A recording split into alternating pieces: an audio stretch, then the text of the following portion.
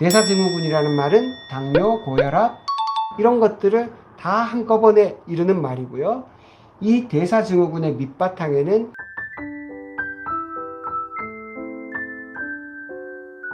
자, 이번에는 암은 그러면 대사질환이라고 했는데 대사질환이라는 게 뭔가? 쉽게 얘기하면 대사질환은 에너지를 만드는 과정에서의 문제다 이런 뜻입니다. 지금까지는 유전자의 문제다라고 많이 생각했다면 그게 아닌 것은 아니지만 그것보다는 패러다임이 이 미토콘드리아로 더 넘어가고 있다 이렇게 보시면 됩니다. 이런 염증이나 당뇨, 영양의 불균형, 유전적인 소인도 있을 수 있고 노화, 그리고 당분이나 가공식품, 운동 부족, 환경이 오염이 됐다든지 방사선 노출이 됐다든지 스트레스나 수면 부족 이런 것들이 전부 다 미토콘드리아의 변이를 일으키고 그것이 암으로 이어진다는 겁니다. 자, 이 중에서 영양, 그 다음에 당분 가공식품 이런 것들은 음식하고 직접적으로 연관이 있는 거고요. 그 다음에 운동 부족 이런 것들도 다 생활 습관이죠. 스트레스 수면 부족 이것도 생활 습관입니다. 자, 그래서 미토콘드리아가 그 에너지를 만들어내는 과정에서 지금 보면 이런 젖산이 더 많이 쌓이고 그리고 여기 글루타메이트라는 걸 이용해서 이게 계속 그 암세포 안에서는 계속 성장이 일어나는데 이런 유전자의 핵산이나 이런 것들을 계속 합성할 때 주로 혐기성 환경, 그러니까 산소가 별로 없는 환경, 그 다음에 포도당이 많은 환경, 이런 환경에서 암세포는 더 많이 자라더라 그런 뜻입니다. 그리고 왜 자꾸 그 세포핵이 아니라 미토콘드리아를 강조하냐? 지금 여기 잘 보세요.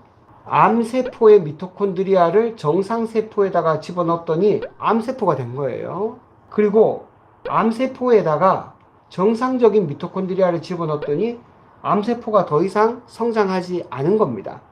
이런 거를, 이런 실험을 바탕으로 해서, 야, 이제까지는 그 세포 핵의 유전자만 중요한 줄 알았더니 그게 아니라 미토콘드리아가 이렇게 중요하구나.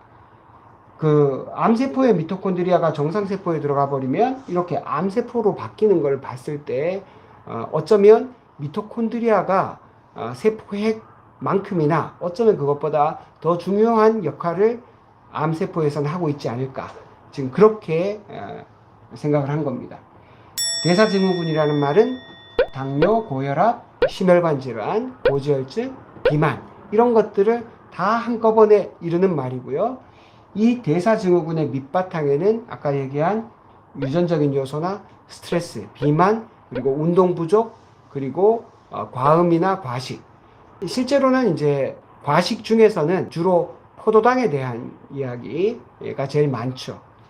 그래서 대사증후군의 맨 밑바닥에는 인슐린의 문제가 있습니다. 인슐린 저항성이 아까 이 대사증후군의 가장 밑바탕에 있는 문제다. 그러니까 인슐린 저항성은 대부분 한꺼번에 달달한 음식이나 정제 탄수화물을 많이 먹어서 생기는 것이거든요.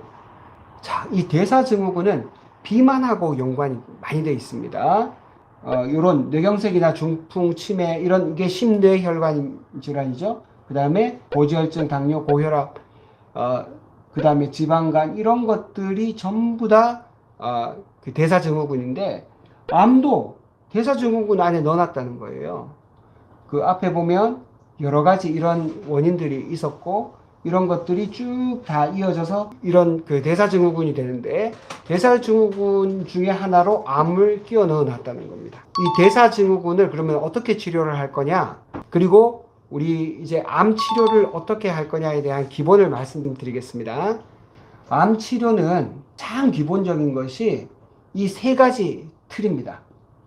하나는 영양, 두 번째가 움직임, 세 번째가 마음입니다. 이 세 가지가 잘 조절이 되어 있으면 그러면 우리가 암을 극복하는 과정을 잘 이겨나갈 수 있다는 거예요.